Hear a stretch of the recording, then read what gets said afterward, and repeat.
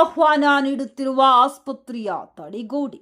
ಗಂಗಾವತಿ ನಗರದ ಸಾರ್ವಜನಿಕ ಆಸ್ಪತ್ರೆ ಉಪವಿಭಾಗದ ಹಿಂಭಾಗದಲ್ಲಿರುವ ಕಾಂಪೌಂಡ್ ಕಳೆದ 3 ತಿಂಗಳಿನಿಂದ ಸುರಿದ ಧಾರಾಕಾರ ಮಳೆಗೆ ಕಾಂಪೌಂಡ್ ಗೋಡೆ ಕುಸಿದುಕೊಂಡಿದ್ದು ಜೊತೆಗೆ ವಾಲಿಕೊಂಡಿದೆ. ಪಕ್ಕದಲ್ಲಿ ವಿದ್ಯುತ್ ಟ್ರಾನ್ಸ್ಫಾರ್ಮರ್ ಹೊಂದಿದ್ದು ಮುಂಗಾರು ಪ್ರವೇಶದಿಂದಾಗಿ ಯಾವುದೇ ಸಂದರ್ಭದಲ್ಲಿ ಮಳೆ ಬಂದರೂ ಸಹ ಕಾಂಪೌಂಡ್ ಗೋಡೆ ಸಂಪೂರ್ಣವಾಗಿ ಕುಸಿದು ಬೀಳುವುದರ ಜೊತೆಗೆ ವಿದ್ಯುತ್ ಟ್ರಾನ್ಸ್ಫಾರ್ಮರ್ಗೆ ಉಂಟಾಗುವ ಎಲ್ಲಾ ಸಾಧ್ಯತೆಗಳು ಇದ್ದರೂ ಸಹ ಇದಕ್ಕೂ ತಮಗೂ ಯಾವುದೇ ಸಂಬಂಧ ಇಲ್ಲ ಎಂಬಂತೆ ಅಲ್ಲಿನ ವೈದ್ಯಾಧಿಕಾರಿಗಳ ಬೇಜವಾಬ್ದಾರಿ ಹಿಡಿದ ಕನ್ನಡಿಯಾಗಿದೆ ಎಂದು ಹೇಳಬಹುದು. ಈ ಹಿನ್ನೆಲೆಯಲ್ಲಿ ತಕ್ಷಣವೇ ಉಪವಿಭಾಗದ ಆಸ್ಪತ್ರೆಯ ಆಡಳಿತಾಧಿಕಾರಿಗಳು ಹಾಗೂ ವೈದ್ಯ ಸಿಬ್ಬಂದಿ ವರ್ಗದವರು ಎಚ್ಚೆತ್ತುಕೊಂಡು ಕುಸಿತುಕೊಂಡ ಹಾಗೂ ವಾಲಿದ ಕಾಂಪೌಂಡ್ ನಿರ್ಮಾಣಕ್ಕೆ ಮುಂದಾಗುವುದರ ಜೊತೆಗೆ ಮುಂದಾಗುವ ಅನಾಹುತವನ್ನ ತಪ್ಪಿಸುತ್ತಾರೆ ಎಂಬುದನ್ನ ಕಾದು ನೋಡಬೇಕಾಗಿದೆ.